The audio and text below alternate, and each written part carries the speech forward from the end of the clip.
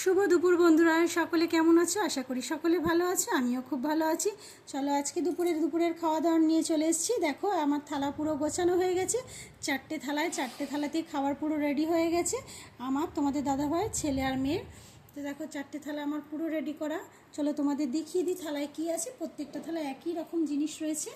তো দেখো প্রথমে রয়েছে সাদা ভাত, এখানে রয়েছে পালং শাক, গাটি আলু বেগুন দিয়ে আর মূলো দিয়ে পালং শাকের তরকারি, এখানে রয়েছে ডিমের ঝোল। সবার থালাতে তাই রয়েছে বন্ধুরা।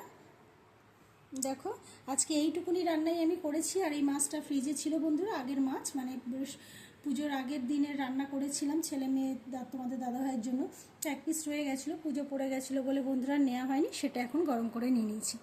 তো আমি তো এই তো রান্নাবান্না করেছি বন্ধুরা। তোমরা কে কী রান্না করেছো অবশ্যই কিন্তু জানিও।